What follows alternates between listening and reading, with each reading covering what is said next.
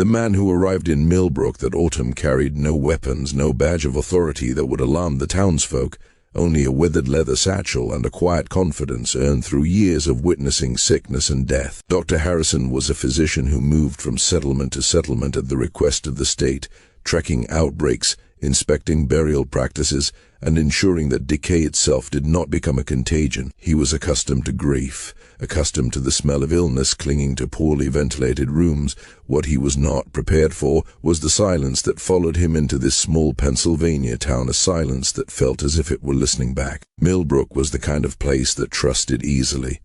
Tucked among gentle hills and shadowed forests, it held only a few hundred residents who lived by the rhythm of soil and seasons.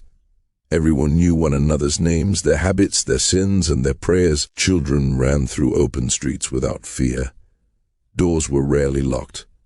Death, when it came, was mourned communally, wrapped in hymns and casseroles in the steady hands of the Hartwell family. For more than 2 decades, the Hartwell funeral parlor had stood at the edge of town like a solemn guardian. Ezekiel Hartwell had built his reputation on dignity and care, introducing professional death rites to a community that once washed and buried its own. At first, neighbors whispered uneasily about such intimacy with corpses. Then they saw his calm demeanor, his fair dealings, his gentle voice when grief cracked open a household. Suspicion softened into gratitude. Gratitude hardened into trust. Ezekiel lived within the stone walls of his business alongside his wife, his children, and an aging relative whose presence lent the household an air of old-world piety. They were visible at church, helpful during harvests, generous during winters that starved both fields and spirits. When families could not pay, the Hartwells accepted food, labor, promises. In doing so, they bound the region to them in quiet obligation. By the time the year turned harsh and the leaves fell thick upon the ground, nearly every death for miles passed through their hands. It was during this season that an unsettling pattern emerged. Too many funerals, too many black veils, too many coffins leaving the Hartwell barn. The town did not question it at first. Illness was a familiar enemy. Accidents happened. Life was fragile. But when Dr. Harrison examined records and spoke softly with ministers and midwives, the count weighed on him like a stone. Death had come again and again, clustering around the same final destination. The inspection that followed was meant to be routine. He observed bodies prepared for burial, checking for signs of contagion, noting the condition of skin and muscle. That was when he saw the marks. Subtle at first, easily dismissed as post-mortem blemishes. But repetition breeds clarity. The same impressions, the same unnatural discolorations appeared again and again. These were not wounds of illness, they were echoes of something done. The Hartwell home itself was an odd fusion of warmth and cold efficiency. The upper floors held beds and family prayers, the main rooms hosted mourners and whispered condolences.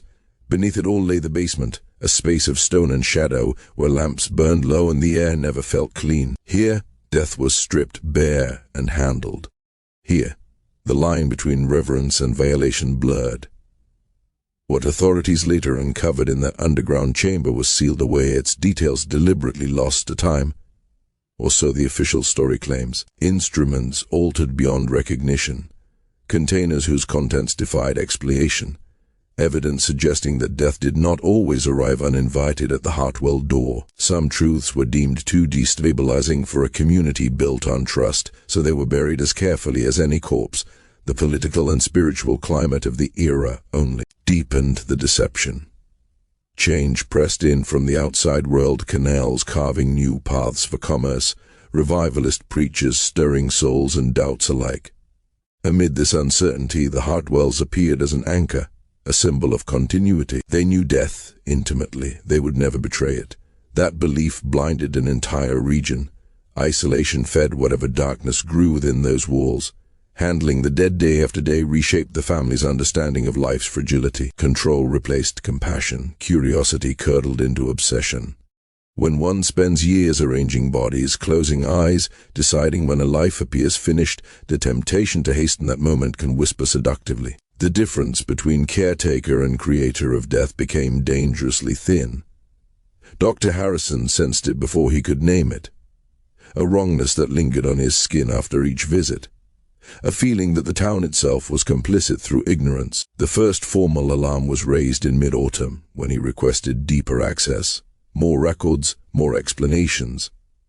His arrival marked the beginning of an unraveling that would stain Millbrook's history long after the Hartwell name was spoken only in hushed tones. And yet, even now, some believe the story remains incomplete, that what was found beneath that funeral home was only part of the truth, that the walls absorbed secrets never written down.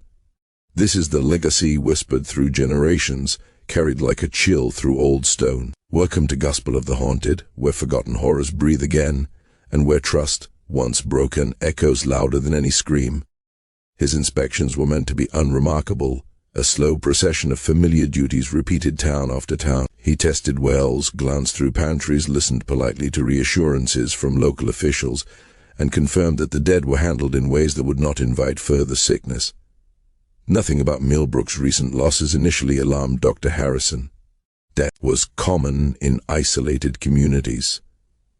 What unsettled him was the way death seemed to gather around one place, breathing quietly behind stone walls that claimed reverence and mercy. Pennsylvania law granted him authority to examine anybody under a funeral parlor's care, a safeguard born from past epidemics when ignorance had allowed decay to spread unchecked. On a sharp autumn morning, with frost still clinging to shaded ground, he stepped into the Hartwell funeral parlor and was welcomed as a guest rather than an inspector. Ezekiel Hartwell greeted him with practiced warmth, his eldest son at his side, eager to display their spotless rooms and polished instruments. Everything gleamed with order and intention. The air smelled of herbs and chemicals, carefully masking something heavier beneath. The request to examine the bodies waiting for burial changed the atmosphere in a way Dr. Harrison could feel in his chest. Permission was granted too quickly, smiles tightening as they led him to the first form laid out in ceremonial stillness. The widow had been dressed carefully, her hands folded, her face serene. It was only when he gently tilted her head that the truth whispered itself into view. Faint shadows ringed her neck, fingerprints softened by time but unmistakable to a trained eye. This was not the mark of illness. This was pressure. This was force. The explanation came smoothly rehearsed and calm, blaming the bruises on an awkward positioning during preparation. Dr. Harrison nodded, but his instincts recoiled. The voice offering reassurance trembled just enough to betray fear. When he turned to the next body, he did so with a new awareness, as if something unseen had leaned closer to listen. The farmer's corpse told a louder story. His body bore small wounds, precise and deliberate, arranged in places where no farm accident would naturally strike. These were not scrapes from tools or the chaos of a sudden collapse. They were marks of intent. When pressed, Ezekiel offered a narrative of misfortune, but the lie felt thin, stretched beyond its limits. Dr. Harrison's unease deepened into dread. The third examination erased any lingering doubt. The young mother's lips and nails carried a pale residue, subtle yet damning. He recognized it immediately. Poison common enough to be overlooked, deadly enough to silence without struggle. As he documented his observations, the room seemed to darken. Eyes watched him from every corner. The warmth he had been greeted with drained away, replaced by a cold vigilance that pressed against his skin. Martha Hartwell appeared in the doorway, her expression unreadable, her presence commanding the space like a silent warning. Even the daughter, so gentle in reputation, observed him with a gaze that suggested comprehension far beyond innocence. This was no longer a place of mourning. It was a place of awareness, where secrets measured him as carefully as he measured the dead. Insisting on a deeper inspection, Dr. Harrison descended into the basement. The air grew heavier with each step, thick with chemical scents that clung to his throat. Glass containers lined the walls, filled with cloudy solutions that cradled shapes too familiar to ignore. Organs preserved not with reverence but with curiosity. They appeared fresh, carefully sectioned, as though studied rather than saved. The explanation offered spoke of education and understanding disease, yet the precision of the cuts told a different story, one of experimentation unbound by ethics. Then he noticed the journal. Leather-bound, worn, partially hidden. When he moved closer, a younger Hartwell stepped forward, blocking his view with forced politeness. In that fleeting moment before the book vanished from sight, Dr. Harrison glimpsed names, details, observations not meant for a physician's ledger, notes that mapped lives, weaknesses, debts, and isolation, a catalogue of vulnerability.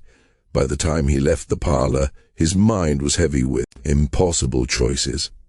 He carried suspicions that screamed for action, yet he stood alone against a family woven deeply into the town's trust. To accuse them outright would invite ridicule, perhaps hostility. He was an outsider. They were pillars. That night at the inn, the truth began to seep through whispered conversations. Locals approached him cautiously, eyes darting, voices low. They spoke of healthy neighbors taken suddenly by illness, of rapid declines that felt unnatural, of the unsettling eagerness with which the Hartwells arrived when someone faltered. Patterns emerged like bruises beneath fabric. One account chilled him more than the rest. A daughter spoke of her mother's sudden death, how comfort had arrived in the form of kindness and soup, how gentle visits preceded violent sickness. Within days, the woman was gone. The Hartwells had waived their fee, compassion displayed like a badge of virtue. Yet to Dr. Harrison it sounded less like mercy and more like confirmation. As the night deepened, he understood that Millbrook was not merely witnessing death, it was feeding it, and somewhere within those stone walls, beneath hymns and hospitality, something watched patiently, waiting for the next name to be written down. What Dr. Harrison uncovered in Millbrook was not an isolated horror born of a single season. As he began to trace the Hartwell family's past, a much older shadow stretched backward through time, long and deliberate, touching every year since their arrival. Questions had surfaced before, faint murmurs that drifted through the town and vanished just as quickly, dismissed by familiarity and silenced by gratitude. Trust once earned had acted as a shroud, covering truths no one wished to see. The Hartwells had appeared in Millbrook decades earlier, arriving from the western edges of Virginia with a story polished enough to satisfy curiosity. Ezekiel claimed to have learned the sacred duties of death from a relative in a distant city, presenting himself as a man shaped by experience and reverence. They purchased a sizable property from the estate of a recently buried landowner, producing gold coins in quantities that raised quiet eyebrows yet prompted no formal question. In a place where discretion was valued, wealth unexplained was easier to ignore than confront. That first winter after their arrival had been cruel. A mysterious sickness spread through the town, thinning the population with alarming speed. Those who fell ill faded rapidly, as if life itself had been drained from them. Every one of those bodies passed through the hands of the newly established Hartwell funeral parlor. The coincidence was noted, then forgotten, smothered beneath grief and the urgency of survival. Over the years, similar whispers surfaced again and again. Families spoke of loved ones who seemed stable one day and gone the next, of illnesses that worsened inexplicably after the Hartwells offered care. There were moments when neighbors wondered aloud why the family insisted on managing everything, why they urged swift burials and discouraged outside doctors. Yet these concerns dissolved beneath the weight of the Hartwells' generosity. Their pious delivered during mourning, their soft prayers at gravesides. Suspicion felt almost sinful when directed at people so outwardly kind. What the town never saw lay hidden beneath the funeral home, concealed behind stone and intention. Beyond a false wall rested a chamber that mocked the idea of reverence. Shelves held vials and powders arranged with obsessive care, substances known for silencing breath and stopping hearts. Instruments gleamed in the dim light, far too refined for simple preparation, bearing edges meant for precision rather than peace. Anatomical sketches covered portions of the wall, mapping the human body not as a vessel of life but as a puzzle to be solved through suffering. The journal Dr. Harrison had glimpsed was only a fragment of a much darker record. Its complete form chronicled decades of calculated death, written in multiple hands, each entry refining what came before. Names filled its pages alongside observations coldly detached from humanity. This was not chaos, this was method. Victims were chosen with care, selected for how quietly they could disappear. The elderly without advocates, the sick whose decline could be blamed on nature, the desperate whose passing would raise no alarm beyond sorrow. The entries revealed patience and restraint, a deliberate spacing of deaths designed to blur patterns. The family understood the rhythms of their community better than anyone, using that knowledge to hide in plain sight. One passage detailed the fate of a widowed farmer, lured with casual conversation and false purpose. He trusted them because everyone did. What followed was described without emotion, an experiment conducted to observe fear, resistance, and the body's final surrender. His death was staged carefully, transformed into a believable accident, his absence accepted without protest. Money was taken, valuables pocketed, yet these rewards felt secondary. The journal spoke more often of curiosity than profit. Notes described the way different poisons altered behavior, how terror manifested uniquely in each victim, how pain could be prolonged or muted. The family was not merely killing, they were studying, watching, learning. Death was their obsession, their private science. Within those pages, Martha Hartwell emerged as a figure of chilling brilliance. Her role relied not on force but on trust. She embedded herself in the lives of the vulnerable, offering comfort, food, and companionship. Her reputation shielded her actions, allowing poison to be delivered beneath the guise of kindness. Her victims welcomed her presence, never suspecting the warmth she brought carried destruction within it. The children were not spared this descent. They were shaped gradually, guided into roles as naturally as one learns chores. Rebecca, youthful and observant, learned to read rooms and people, to notice loneliness and desperation during gatherings meant for fellowship. She reported what she saw, feeding the family's ledger of potential targets. The sons refined their physical acts, learning restraint, timing, and deception. What began as instruction became instinct. What made the Hartwells truly terrifying was not merely their violence but their integration. They prayed beside those they would later destroy. They debated town matters with people already marked in their journal. This dual existence demanded a severing of conscience so complete. It suggested either something deeply broken within them or a gradual erosion of morality that left nothing intact. By the time autumn arrived again, their confidence had grown dangerous. The recent season had pushed them further. A brutal winter had weakened many families, increasing reliance on the Hartwells' aid. Hunger and illness created opportunity, and opportunity fed their certainty that they were untouchable. Death accelerated, patterns tightened, and finally their careful spacing failed them. Dr. Harrison's presence was the fracture they had not anticipated.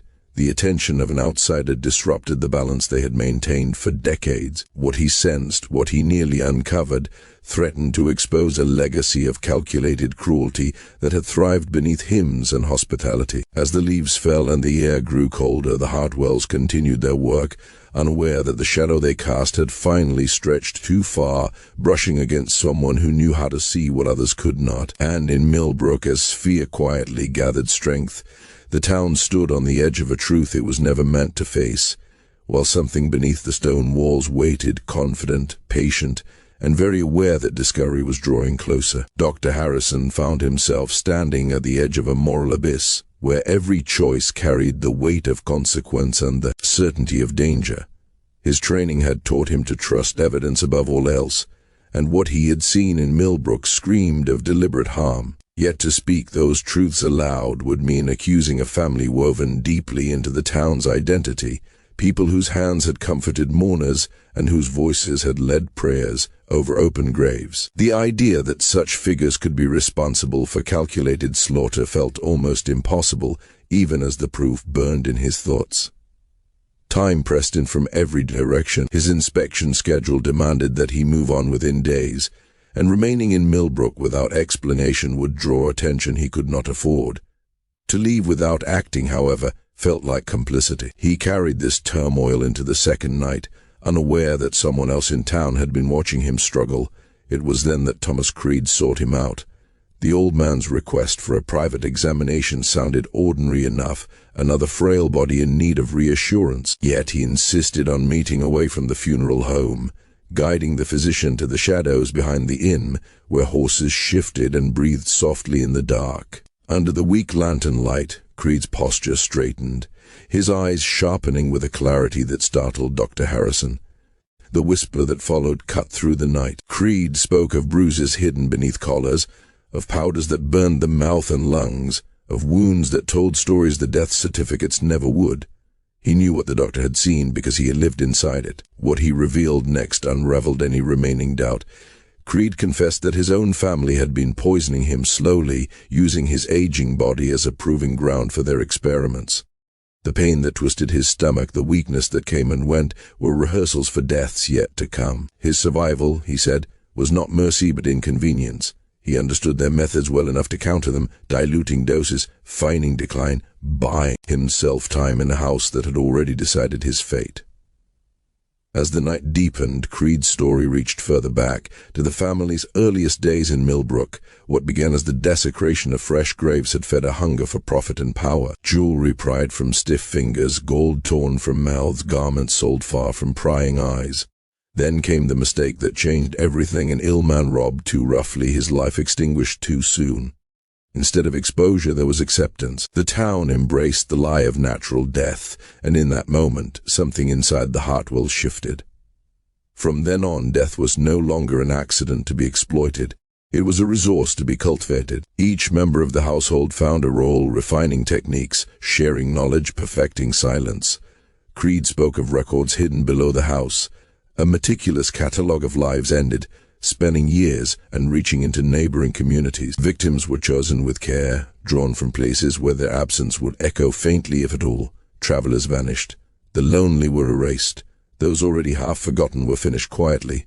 What made Creed's words impossible to dismiss was his precision. He described recent deaths with chilling accuracy, recounting how hands had tightened around a throat, how fear had been stretched into agony, how poison had been slipped into meals served with gentle smiles. He named details Dr. Harrison had observed only hours earlier, sealing the truth with every sentence. Then came the revelation that froze the blood. Beyond the property, hidden beneath trees and fallen leaves, lay a grave that never received prayers, a pit where bodies were stacked when no story could justify their passing. Among them were strangers who had trusted the wrong kindness, whose final footsteps led to the Hartwell door and nowhere else. Creed's betrayal of his own blood was driven by desperation as much as conscience. He knew his usefulness was fading, his survival no longer worth the effort it took to keep him alive. He had overheard conversations, felt the shift in their patience. Exposure was his only remaining defense. He offered Dr. Harrison a way forward. A key, access to the basement during Sunday services, when hymns would carry the family far from their secrets. The physician could see everything, document everything, gather proof that could not be denied. In that same window, Creed would flee, seeking refuge before his absence was noticed. Left alone afterward, Dr. Harrison felt the weight of it all settle heavily on his chest. Dozens of lives lost, a town built on lies, a truth that would shatter faith and leave scars that might never heal, and now a realization far more personal and immediate. The Hartwells were watching him. His questions, his examinations, his presence had already stirred suspicion. If they sensed the full measure of what he knew, there would be no hesitation, no mercy. The doctor understood then that he was no longer merely an observer. He had become a target. In the quiet hours before dawn, as Millbrook slept under the illusion of safety, Dr. Harrison faced the reality that the line between investigator and victim had grown terrifyingly thin. Somewhere beneath stone and soil, death waited, patient and practiced, ready to protect its secrets at any cost. Dr. Harrison understood with chilling clarity that his presence in Millbrook was no longer unnoticed. Creed had warned him in a voice, hollowed by fear, that the family did not hesitate when survival demanded silence. They had ended lives before to preserve their hidden world, and if they sensed exposure closing in, they would do so again without pause or remorse. What they planned together was not merely an investigation, but an escape from a living nightmare that had sharpened its teeth.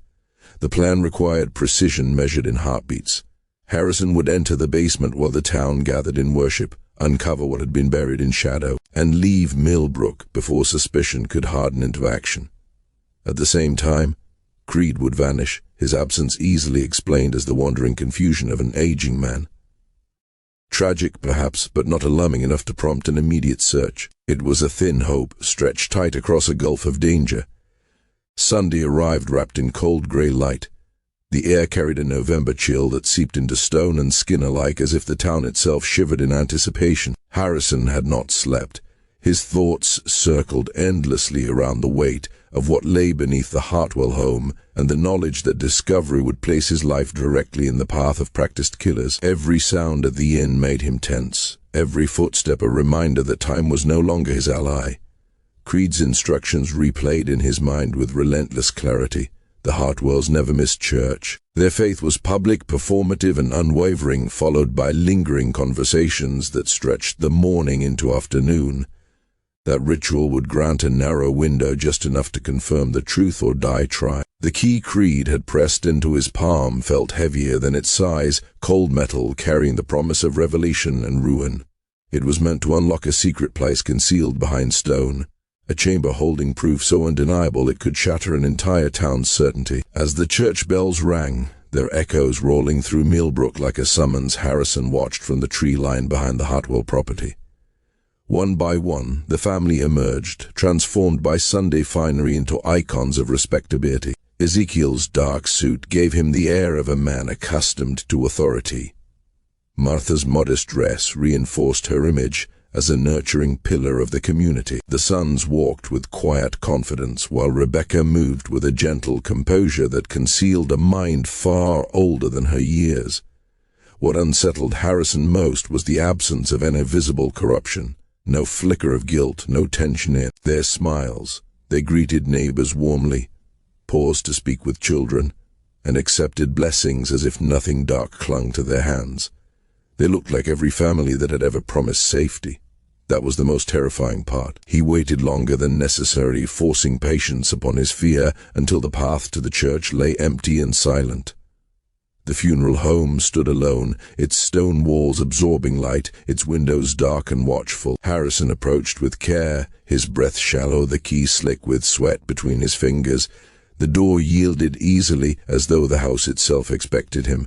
The basement greeted him with deceptive calm. Everything appeared just as it had before, orderly and sterile, designed to reassure and disarm. White sheets draped still bodies. Glass containers reflected lantern light without revealing their depths. It was only when he traced the walls with deliberate attention that he felt the subtle irregularity Creed had described. A seam where stone did not quite belong. The key turned with a soft, final click. Stone shifted, and the world beneath Millbrook opened its mouth. The hidden chamber stretched far beyond what the house above could justify, carved deep into the hillside like a wound that refused to heal. Shelves crowded the walls, holding countless jars filled with fragments of humanity suspended in cloudy preservation. Each bore markings that read like experiments rather than memorials, dates, observations, outcomes. The air was thick with chemicals and something older, something that clung to the lungs. At the center stood the journal. Bound in worn leather, swollen with years of ink and intent, it rested as if revered. Harrison's hands shook as he opened it, the pages revealing a discipline that made his stomach churn. Each entry was composed with meticulous care, identifying victims, methods, reactions, lessons learned. The language was cold, stripped of empathy, driven by curiosity that had rotted into obsession. What horrified him most was not the violence itself, but its refinement. Early entries spoke of poisons slipped into meals. Later ones detailed techniques designed to study pain, to prolong awareness, to measure fear. Recent pages described procedures performed on living bodies with a surgeon's precision, all in pursuit of understanding how far the human form could be pushed before surrender. As he read, another truth emerged. This was not confined to Millbrook. Names of distant towns appeared again and again. Death followed the Hartwells wherever they traveled, hidden behind their reputation as compassionate caretakers. They had transformed mourning into a mask, allowing them to move freely across communities while leaving devastation behind. Harrison copied feverishly, documenting what he could. Knowing each moment increased his risk, his mind reeled at the scope of it all. Decades of murder. A family united not by blood alone but by shared depravity. And beneath it all a chilling sense of pride preserved in ink. Somewhere above, the town sang hymns, unaware that faith was being gutted beneath their feet. When Harrison finally tore himself away from the pages, the realization struck him with brutal clarity. This house was not merely a place where death was prepared. It was where death was perfected, and as he closed the hidden chamber behind him, the silence felt heavier than before, as though the walls themselves had taken note of his intrusion. Time was slipping away. The family would return, and the shadows beneath Millbrook would not surrender their secrets without consequence. The deeper Dr. Harrison read, the clearer the pattern became. The Hartwells did not act impulsively. They watched, waited, and remembered. Each town they entered was studied like a body on a table, every weakness noted, every isolated soul quietly marked. Months might pass before they returned, long enough for faces to fade from memory, long enough for suspicion to rot away. When they came back, death followed with terrifying efficiency. The drawings scattered across the hidden chamber revealed a mindset that stripped humanity down to variables and outcomes. These were not sketches made in reverence or curiosity alone, but diagrams of domination. Lines traced the human form as though it were machinery. Annotations recording which methods provoked the most panic, which silenced fastest, which lingered longest. Fear itself had been measured, catalogued, refined. As Dr. Harrison absorbed this grotesque archive, an unease crept over him that had nothing to do with what he saw on the pages. A sound, faint at first, then unmistakable. Voices. His hand drifted instinctively to his pocket watch, and the realization struck like ice through his spine. Time had slipped away from him. He had lingered too long, lost inside the evidence, blind to the passing hours. The voices grew closer, their tones familiar, carried through the house with dreadful clarity. Ezekiel Hartwell had returned. Panic tightened around his chest as footsteps crossed the porch above. The family was home earlier than expected, and the distance between discovery and death collapsed to seconds. Dr. Harrison stood frozen in the hidden chamber, surrounded by proof that guaranteed his execution if found. The main basement door would lead him directly into their path. Staying still would only delay the inevitable. The walls seemed to press inward, the jars around him glinting like unblinking eyes. Then he saw it. At the far edge of the chamber, nearly swallowed by shadows and stacked specimens, another opening waited. A narrow door, older than the rest, cut into the stone as though it had been carved in desperation rather than design. With voices descending the stairs, he made his choice. He slipped through the door just as sound filled the basement behind him, sealing himself into darkness unknown. The passage beyond was tight and uneven, chiseled by hand, its walls rough against his shoulders. He moved by the trembling glow of a candle scavenged from the chamber, each step guided by instinct rather than sight. The tunnel wound deeper into the hillside, expanding slowly, revealing the true scale of what the Hartwells had built beneath their respectable home. This was not an escape route alone. It was infrastructure, a hidden artery feeding something monstrous. The tunnel opened into a cavern that stole the breath from his lungs. The air was thick with decay, the scent of old death layered upon new. Bones and bodies lay scattered across the stone floor, some arranged with deliberate care, others dumped carelessly where they fell. Shelves carved into the rock held remains displayed like exhibits. This was no hiding place. It was a cathedral of slaughter. Forcing himself to look, Dr. Harrison counted signs of lives erased over decades, skulls bearing surgical markings, limbs separated with practiced precision, bodies that told stories matching the drawings above, their injuries confirming what ink had promised. Among the remains lay fragments of identity, rings dulled by time, scraps of clothing, coins spilled from pockets. Theft had been part of it, yes, but it was not the heart of the horror. One section of the cave chilled him more deeply than the rest. Here the dead were arranged almost lovingly, recent victims placed where they could be observed, revisited, remembered. He recognized garments from funerals he had attended days earlier. Faces he had examined in good faith now stared back with silent accusation. The realization crushed him. The Hartwells had not merely prepared the dead, they had created them. Repeatedly, deliberately, the arrangement suggested ritual. A return to relive what they had done, to admire their work, to continue their experiments away from prying eyes. This place was visited often, loved. As Dr. Harrison documented what he could, the sound came again. Louder this time. Voices echoed through the tunnel, distorted by stone but unmistakably searching. They were calling his name, not with panic, not with concern, but with patience, with anticipation.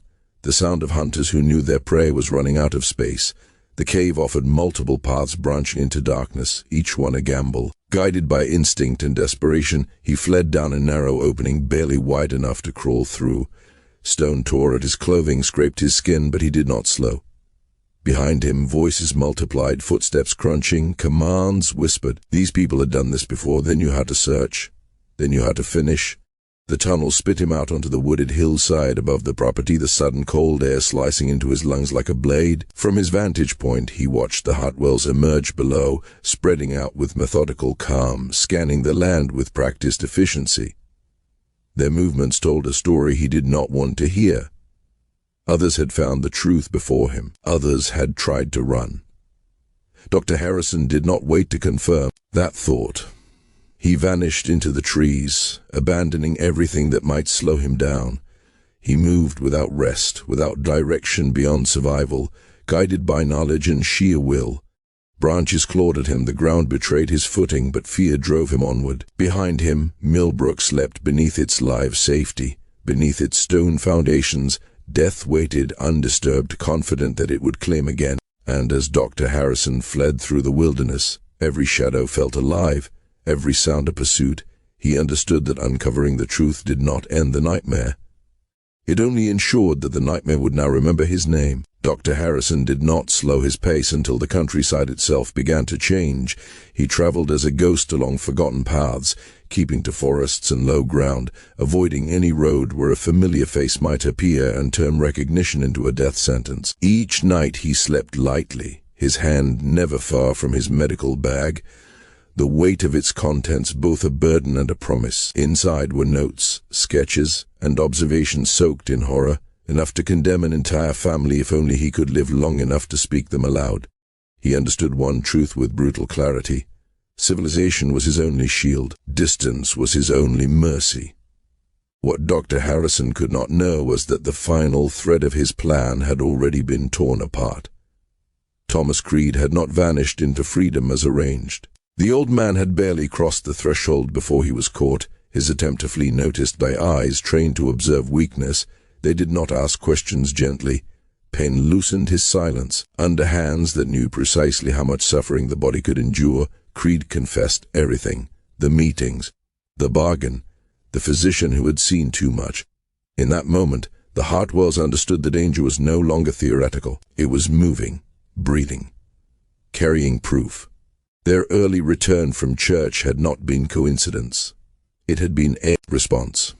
And when Dr. Harrison escaped their grasp, another decision crystallized, colder and more decisive than simple murder. Millbrook was compromised. Roots that had grown deep for decades would have to be severed. Rather than risk exposure by hunting him endlessly, they chose erasure. A clean disappearance. A rebirth elsewhere.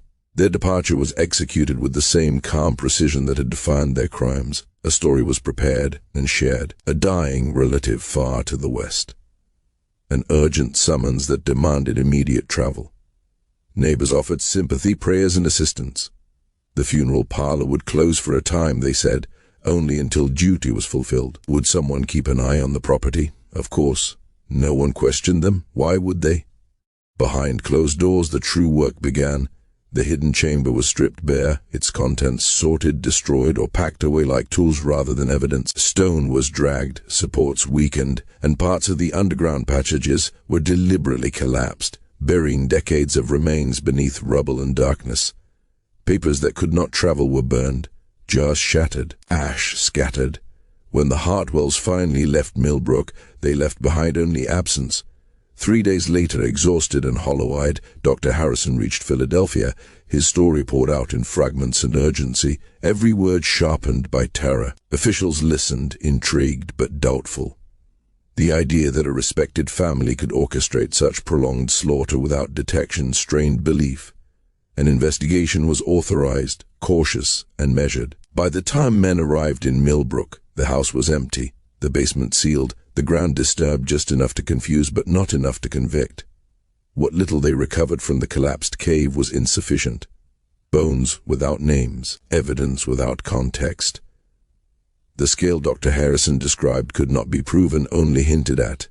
The townspeople resisted fiercely. They spoke of kindness, of generosity, of years of faithful service to the community.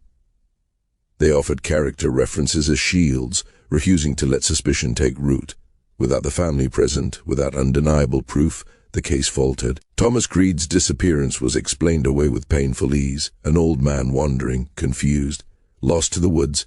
Search parties found nothing. Officially, his fate remained unresolved. Unofficially, Dr. Harrison knew the truth. He carried it like a wound that never closed. The years that followed did not bring peace. Reports were filed, letters written, pleas submitted to state authorities. Each response grew colder, more distant, until the case was finally buried beneath paperwork and labeled inconclusive. But Dr. Harrison could not forget. He spent his own money, sacrificed his practice, followed rumors like trails of blood. Again and again he found patterns: Ohio, Indiana, Illinois, new communities, familiar disappearances. Deaths ruled natural that whispered otherwise. Each time he arrived, the Hartwells were already gone. A decade passed like this, a chase without a finish, a hunter forever one step behind monsters who wore new names and friendly faces. Dr. Harrison aged under the weight of it, his faith in justice eroded by repetition. He began to understand the cruel elegance of their design. They did not simply kill, they dissolved into the fabric of towns, feeding on trust. Until it was time to move on, Millbrook was left to reckon with doubt. Some refused to accept the truth, clinging to the memory of neighbors who had smiled and offered help in times of grief. Others began to question every funeral they had attended, every sudden illness, every coffin lowered too quickly into the earth. Suspicion crept into daily life. Death was no longer sacred. It was frightening, uncertain. The funeral parlor stood empty for years, its windows dark, its doors avoided. When it was finally sold and transformed into a general store, many townspeople crossed the street rather than enter. The basement remained sealed, untouched by curiosity or courage. No one wanted to know what still slept beneath the floorboards. The greatest loss was not the building nor even the dead. It was trust. Something fundamental in Millbrook had shattered. Neighbors watched one another with guarded eyes. Kindness became cautious. Faith became fragile. The community never fully healed because the truth had never been fully faced. And somewhere beyond the horizon, the Hartwells continued to walk into new towns, carrying their darkness with them, while Dr. Harrison lived with the certainty that evil does not always wear a monstrous face. Sometimes it smiles, offers comfort, and waits patiently for the lights to go out. In the end, the nightmare did not end. It simply learned how to travel. Dr. Harrison survived Millbrook, but survival did not mean escape. The shadows he had glimpsed beneath that quiet town followed him for the rest of his life, settling into his thoughts like a second pulse. Every inspection thereafter became an ordeal of scrutiny. No death was simple. No passing was routine. He examined bodies as if they might speak. As if hidden beneath still skin lay confessions waiting to be uncovered. Where once he had been a physician guided by protocol, he became something sharper, something restless, searching for patterns where others saw coincidence. His peers whispered behind closed doors, calling him strange, excessive, even unbalanced. But Dr. Harrison understood what they could not. Evil did not announce itself. It dressed in civility. It practiced patience. Decades passed, yet Millbrook never loosened its grip. Then, late in his life, a letter arrived bearing the dust of distance and the weight of destiny. It came from a sheriff's station far beyond the familiar map in the Oregon Territory, where the frontier swallowed the unwary and reinvention was as common as hope. The sheriff wrote with urgency and restraint, describing a family uncovered after years of unexplained deaths, their crimes revealed through poisoned burial grounds and a chilling devotion to method. As Dr. Harrison read, his hands trembled. The patterns were unmistakable. The rhythm of death he had learned to recognize had followed him across the continent. The family called themselves the Caldwells. They had operated a funeral parlor with impeccable manners and quiet efficiency, earning trust in a young settlement eager for stability. For years, no one questioned them. Then a body resisted explanation, then another. When authorities finally descended upon the establishment, the truth rose from the ground itself, graves hidden where no one thought to look. Records disguised as ledgers, evidence of murder carried out with care and repetition, dozens of lives extinguished beneath the cover of compassion. Federal files were consulted, old reports were unearthed, and there, buried beneath dust and neglect, were Dr. Harrison's warnings. The sheriff saw what others had dismissed. The family was not new, they were familiar. When the truth was finally spoken aloud, it landed like a curse. The Caldwells were the Hartwells, older now, wiser, still precise. For more than a generation, they had drifted west, shedding names like skins, rebuilding their enterprise wherever trust was easiest to harvest. They were captured alive. Confessions followed, not wrung from them by force, but offered with a strange sense of accomplishment. Their crimes spanned decades and territories, leaving a trail of unanswered disappearances suddenly illuminated. The number of dead surpassed comprehension, each victim reduced to a footnote in a family business they described with grotesque pride. Ezekiel, aged yet alert, spoke without regret. His wife and sons echoed his words, refining the narrative as if discussing craftsmanship rather than murder. Rebecca, once the quiet shadow at her mother's side, claimed coercion, but her knowledge betrayed years of participation. When Dr. Harrison learned the truth, vindication tasted bitter. He traveled west, despite his age, drawn by a need that had burned quietly for years. He stood among strangers to witness the end of the man who had haunted him across time and land. Before the execution they spoke.